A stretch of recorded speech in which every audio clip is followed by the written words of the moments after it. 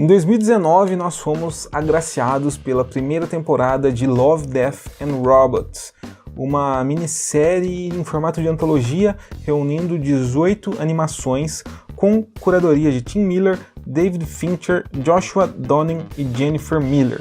O impacto dessa série foi grande quando ela foi lançada e eu realmente fiquei impressionado com as histórias que eu vi e também com o nível da animação. Cada episódio tinha uma animação diferente e muito bem feita, e a própria temática da série de ser uma incubadora de outras séries, de filmes e outros produtos também é muito legal, porque aqui é como se nós estivéssemos vendo uma amostra grátis do que pode existir.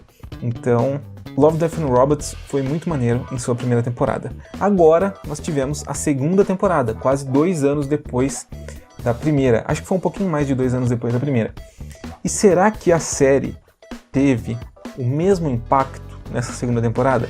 É sobre isso que a gente vai conversar no vídeo de hoje. Eu vou fazer aqui uma resenha rápida sobre a temporada como um todo, a segunda temporada, e depois eu vou tratar rapidinho sobre cada um dos episódios do pior para o melhor, na minha opinião. E seria legal se vocês colocassem a lista de vocês também ali embaixo, de qual foi o melhor, qual foi o pior episódio, e a gente vai conversando. Então já aproveita para deixar seu comentário ali embaixo.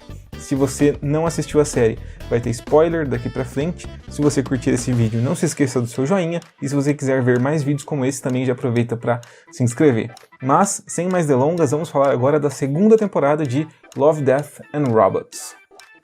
Eu já vou começar aqui falando sobre o que eu achei da segunda temporada de uma forma mais geral.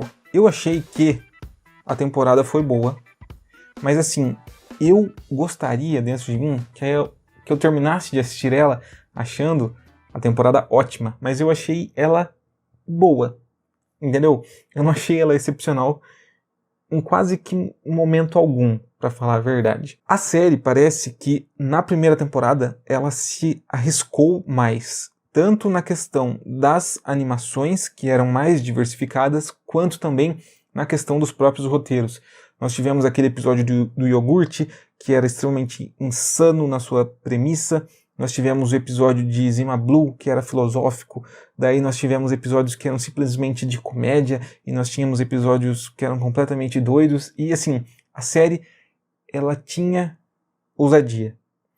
Só que essa segunda temporada, parece que eles quiseram apostar mais em coisas que dariam certo, e simplesmente por apostar em coisas que dariam certo, a série não deu tanto certo assim, porque o que foi mais legal, mais impactante da primeira temporada foi a questão da experimentação, da quebra de expectativas, do novo. E essa temporada, infelizmente, não foi tão fresca quanto a primeira. Como eu disse, eu gostei, eu achei boa a temporada, mas ela foi só isso. É uma temporada que, se você colocar os episódios dela junto com os da primeira temporada e fizer um ranking, talvez esses da segunda temporada fiquem bem abaixo dos da primeira. Mas, como eu disse, a temporada não foi ruim, ela foi boa. E é isso, foi uma temporada boa. Vou falar aqui agora rapidinho dos episódios na ordem que eu gostei menos pro que eu gostei mais. E se você concordar comigo ou discordar, comenta ali embaixo. O 8º lugar aqui dessa segunda temporada, para mim, foi o A Grama Alta. Esse episódio teve direção do Simon Otto e o roteiro foi do Philip Gelatt, que foi baseado em uma história do Joe Lansdale. O estúdio de animação foi o Axis Animation. Ponto alto, a animação. A animação é num estilo que, assim, parece rotoscopia, sabe? Parece algo meio retrô, parece algo meio antigo, mas dá pra você ver que foi algo muito bem feito. A pintura parece que foi feita com pincel. Cara, eu não sei. O estilo disso aqui ficou muito legal, mas eu acho que é só isso. É estilo sobre conteúdo, porque o conteúdo foi muito raso. É basicamente a história do Lovecraft.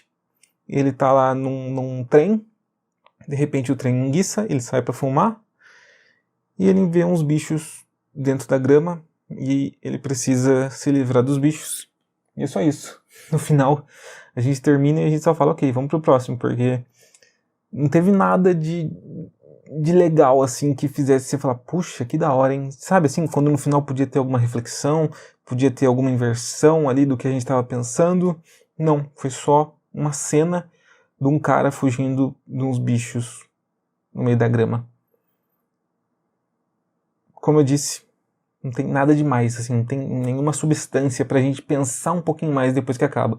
A gente pode até se divertir nos 9, 10 minutos de duração que tem um episódio, e depois a gente esquece e vai pro próximo. Inclusive, falando em próximo, já vamos entrar aqui no 7º lugar de nossa lista, que é Gaiola de Sobrevivência. Esse aqui tem direção do Alex Berry, roteiro do Philip Gelat também, o mesmo que roteirizou o Grama Alta, e é baseado numa história do Harlan Ellison. O estúdio de animação é o Blur Studio, e esse Blur Studio tá de sacanagem, porque o CGI empregado aqui é sensacional. Você não sabe o que é realidade mais e o que é computação gráfica, porque o nível de avanço é inacreditável. Inclusive, nesse capítulo nós temos a participação do Michael B. Jordan, e eu não sei se aquela cabeça dele que tá ali no episódio foi feita em computação. Eu quero acreditar que não, porque é extremamente real, e se for CGI aquilo ali é assustador. Eu acho que foi o ator mesmo que fez aquelas cenas, mas não sei. Eu sei que eu fiquei assustado com o nível de CGI desse capítulo. Mas na história a gente tem basicamente homem versus máquina. Temos esse piloto, que é o Michael B. Jordan.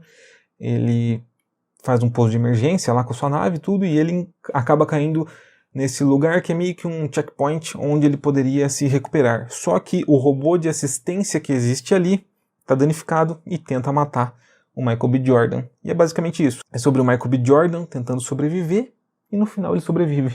É simples assim. É uma cena também, é uma cena de algo maior, parece que é uma cena de um filme, sabe? Não parece que é um conto, não parece que é uma história fechada com começo, meio e fim. Parece que é uma parte de algo maior, e isso, quando você não tem essa parte maior da coisa, fica meio vazia, porque embora tenha a questão ali do homem versus máquina, tenha a questão da adaptação do ser humano, acaba ficando que é só isso, é só uma cena de um cara lutando contra um robô, muito bem feita, mas, de novo, nós temos a forma sobre a substância. Em 6º lugar aqui da lista, eu vou colocar o Pela Casa, que tem direção do Elliot Deer, o roteiro do Philip Gelat, de novo esse cara. Inclusive você pode notar que ele fez os 3 episódios que eu menos gostei em questão de roteiro, então nós temos um padrão aqui. E na questão do estúdio nós temos o Blink Industries. Já falando da animação, achei bem legal, é uma animação que é um pouco mais estilizada, o que é maneiro dentro dessa série, onde o estilo de animação puxou mais pro realista, então esse que é mais estilizado aqui acaba se destacando. Achei realmente bonita a animação, na parte que ela tem que ser bonita, e extremamente bizarra, na parte que ela tem que ser bizarra. E é basicamente sobre e se o Papai Noel fosse um bicho sinistro. E é isso. São 2 crianças que precisam conversar com o Papai Noel, e o Papai Noel é uma criatura Lovecraftiana horrorosa que vai julgar se elas foram boas ou más durante o ano.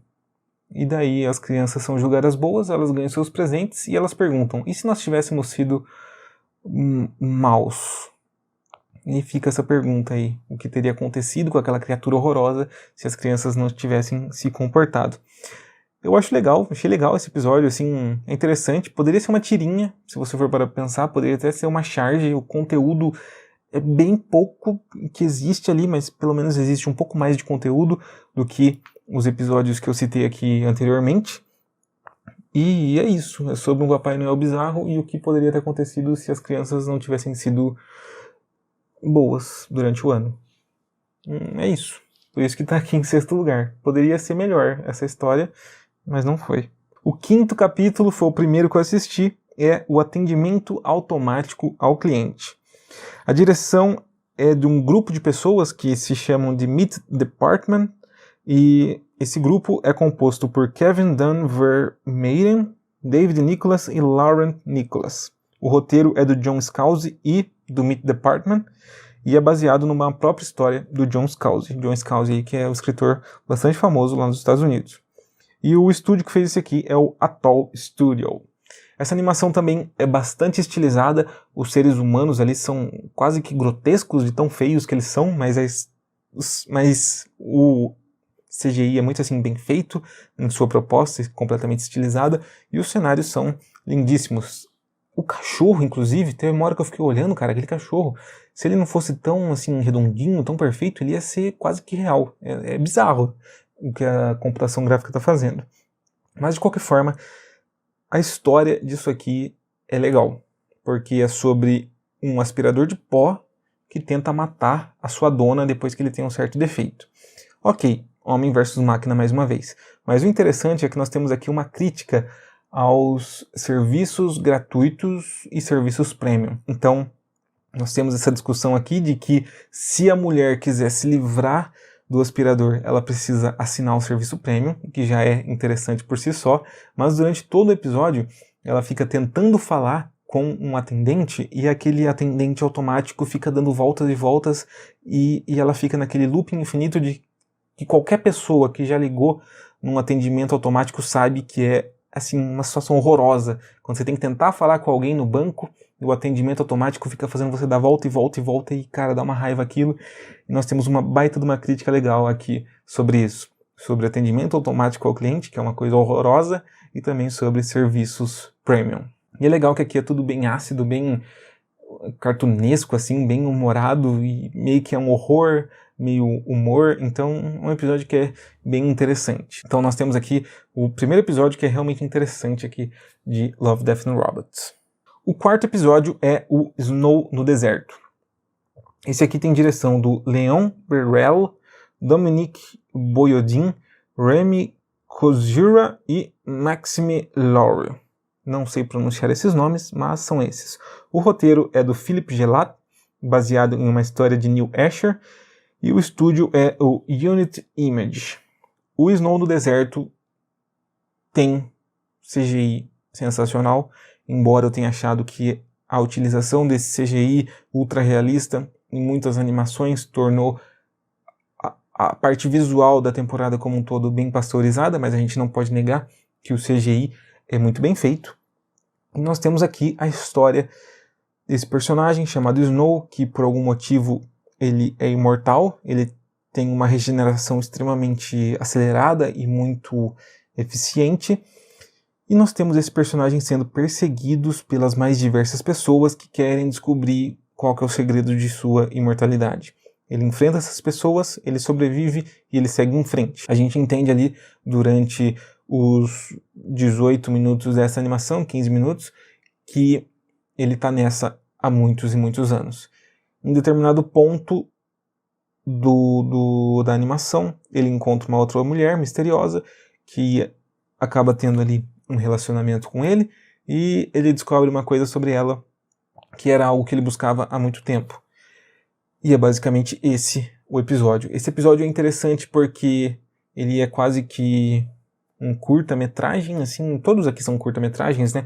Mas aqui nós temos de fato uma história que tem um começo, meio e fim bem definidas. Nós temos aqui uma história que se fecha em si, que não parece fazer parte de algo maior. Nós temos substância porque nós temos um personagem que tem um passado, um personagem que tem um presente conturbado e que provavelmente vai ter um futuro. Então esse episódio é realmente bem interessante de você assistir, você ficar ali pensando sobre ele, não porque ele seja extremamente filosófico, mas porque ele parece mesmo um conto. Então acho que é legal esse episódio estar aqui na quarta colocação, porque ele é um episódio que é maneiro. O terceiro lugar dessa lista tá em terceiro lugar, assim, em boa parte por causa da animação. Talvez se a animação dele não fosse tão legal, eu rebaixasse ele para quarto, subisse o quarto para terceiro, mas ele está aqui muito em parte da sua animação. A animação que foi feita pela Passion Animation Studios. Inclusive, a direção desse episódio é do Robert Valley, o roteiro é do Philippe Gelat. Olha o Philippe Gelat aqui, ó, de novo. E isso aqui é baseado numa história do Rich Larson. Perceba que o Philippe Gelat está em terceiro lugar aqui, mas eu disse que esse episódio está muito aqui por causa da animação. Então, de novo, nós temos algo para falar sobre esse Philippe Gelat. Essa história é basicamente sobre um personagem que ele faz parte de uma família. Ele está em um planeta completamente congelado ali, e ele é a única pessoa desse planeta que não tem modificações corporais. Todas as outras pessoas têm, inclusive seu irmão, e por causa disso ele é meio que excluído, as pessoas debocham dele e tudo mais, simplesmente porque ele não tem modificações corporais, então ele é considerado inferior. E a história é sobre ele tentando se encaixar nessa sociedade, ele tentando ser melhor do que um humano comum para que ele possa se encaixar, e nós vemos quais são os perrengues que ele precisa passar. A história é bem rápida, nós temos basicamente ali uma situação onde ele, seu irmão e outros amigos vão ver as baleias de gelo, e é basicamente isso. É o cara tentando se encaixar nesse mundo de pessoas modificadas, sendo um ser humano simples. É legal porque existe meio que uma metáfora aqui de pessoas deslocadas da sociedade, mas que tem que fazer algo para ter essa sensação de pertencimento. Nós temos a questão ali do irmão dele meio que tentando aceitar o seu irmão mais novo, né, que não tem modificações corporais. Então tem alguma coisa no roteiro aqui que é legal, que é bem feita, talvez essas relações interpessoais, mas o mais legal é que o mundo disso aqui parece ser gigantesco.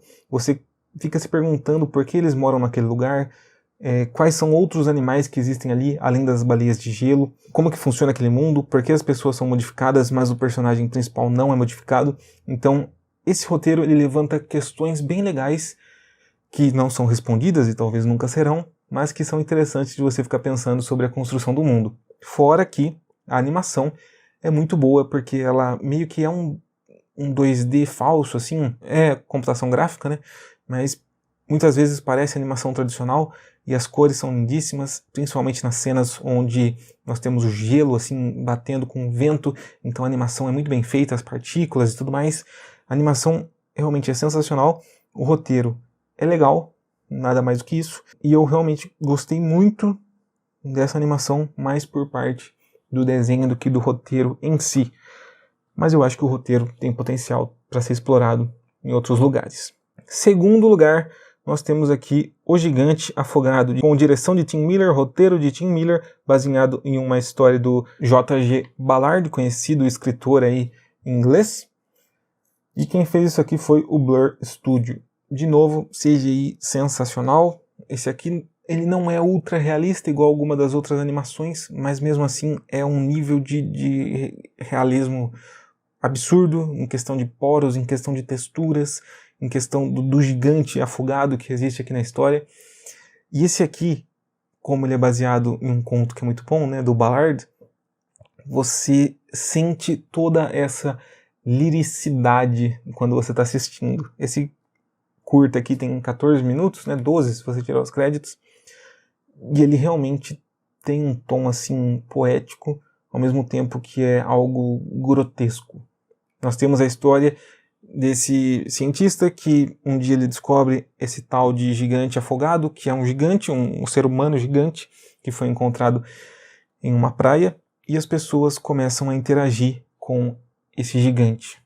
A princípio as pessoas têm curiosidade, depois elas começam a depredar o gigante como se ele fosse um simples objeto, depois começam a roubar pedaços do gigante e espalhar pela cidade, e é uma loucura que diz muito sobre o ser humano. É um nível assim de desprendimento, como se as pessoas ali não respeitassem aquela outra figura só porque ela é diferente. De novo, a gente pode trazer isso para a realidade, sobre pessoas que não se encaixam e são simplesmente tratadas como se elas fossem não pessoas. E esse aqui é realmente interessante porque ele é lírico, ele é poético, ele faz você pensar em coisas do nosso cotidiano, ao mesmo tempo que é muito bem feito, muito bem animado. Então é por isso que O Gigante Afogado está aqui em segundo lugar dessa lista, porque é um curta-metragem realmente muito interessante. Em primeiro lugar, se você assistiu os capítulos, você já sabe qual é, por eliminação, temos aqui Esquadrão de Extermínio. A direção é da Jennifer Yu Nelson, o roteiro é do Philip Gelato. Olha o Philip Gelato aqui de novo, gente.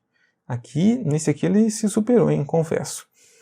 E é baseado na história do Paolo Bacigalupi. O estúdio de animação, de novo, é o Blur Studio. Assim como eu falei no Gigante Afogado, nós não temos aqui um ultra realismo, porque os personagens têm uma certa estilização, mas mesmo assim, é tudo aqui bizarramente muito perfeito, assim, cara, é inacreditável. Só consigo explicar se você vê do que eu tô falando, se você assistiu se você assistiu curta, e, cara, é muito bem animado, os cenários são impecáveis, você não sabe se você tá vendo algo real ou algo falso. Simplesmente assista, porque se você não gostar do roteiro, pelo menos vale a pena pela experiência visual. E esse, em específico, o Esquadrão de Extermínio, ele é muito bacana. O roteiro, esse aqui fez valer a temporada, porque o roteiro dele é muito bacana em, assim, nos apresentar o personagem principal, que faz parte desse tal Esquadrão de Extermínio. Nós aos poucos vamos descobrindo qual que é o serviço dele, e quando a gente descobre, a gente tem um choque, e depois nós temos uma reviravolta com o personagem sendo colocado para pensar sobre o que ele faz. Nessa história, os seres humanos não envelhecem mais. E por o ser humano não envelhecer mais, não pode mais nascer ser humano, porque senão o planeta vai entrar em colapso. Já que ninguém morre, ninguém pode nascer. Por causa disso, existem esses esquadrões de extermínio, que exterminam crianças. Quando uma criança nasce, ela precisa ser exterminada por essas pessoas que querem ser imortais. E é muito legal, cara, é muito legal a discussão que existe aqui sobre a vida do ser humano, sobre o ser humano ser egoísta a ponto de querer preservar a sua vida para sempre e não deixar que outras vidas nasçam. Nós temos aqui as pessoas que não querem fazer parte desse sistema, mas elas são caçadas. Então tem pessoas que querem simplesmente viver a vida, ter filhos, criar os filhos e depois morrerem, e elas não podem. E o nosso personagem principal, a princípio, ele faz parte desse esquadrão de extermínio, mas aos poucos ele precisa pensar sobre isso que ele está fazendo, e é então que ele vai atrás de uma mulher que ele descobre que tem um filho. Para entender certinho tem que assistir o episódio, e quando ele senta na mesa para conversar com ela, nós temos um diálogo sensacional sobre o ser humano, sobre a vida, sobre as experiências de alguém que teve um filho, sobre novas vidas, sobre morte. Cara, é realmente um episódio muito legal. Ele faz você pensar sobre muita coisa. Eu adoro essas coisas que têm questões mais existenciais, ainda mais quando a animação é extremamente bem feita. Eu acho que dá para fazer um programa inteiro só sobre esse capítulo aqui. Eu quero reassistir ele de novo para ver se eu consigo extrair mais coisa dele, mas de qualquer forma é um baita de um curta, é um baita de um conto também, é uma história que não precisa de mais nada, ela se fecha dentro dela mesma, e embora nós queiramos saber mais sobre esse mundo, nós não precisamos de mais nada, porque a história toda foi contada, a mensagem que precisava ser passada foi passada. E a animação é sensacional, e é por causa disso que Esquadrão de Extermínio está aqui no primeiro lugar dessa lista. Como eu disse, nós temos bons episódios, com exceção acho que do primeiro e segundo lugar aqui dessa lista.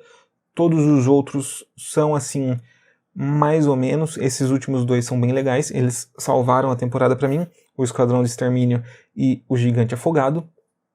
E assim, eu achei que essa temporada não teve o mesmo impacto da primeira temporada, mas apesar de tudo, ela foi muito interessante. Eu realmente espero que a terceira temporada supere essa segunda, mas a gente também não pode jogar fora essa aqui, porque nós tivemos animações muito bem feitas, nós tivemos algumas histórias bem legais, embora outras sejam simplesmente boas. Então, acho que faltou a série se arriscar um pouco mais, e quem não arrisca não petisca. Então é por isso que essa temporada não teve o mesmo impacto da temporada anterior, que foi bem mais arriscada e bem mais ousada. E é por causa disso que essa temporada aqui foi bem mais esquecível do que a primeira, que foi muito mais impactante. De qualquer forma, esse aqui é o vídeo de hoje. Agora eu quero saber quais são os seus episódios favoritos e quais são os episódios que você menos gostou. Deixa uma lista ali embaixo. Clica aqui no canal para se inscrever. Se você gostou do vídeo, deixe seu joinha. E eu acho que é isso, minha gente. Esse aqui foi mais um Soco Foguete. Eu vou ficando por aqui e até a próxima.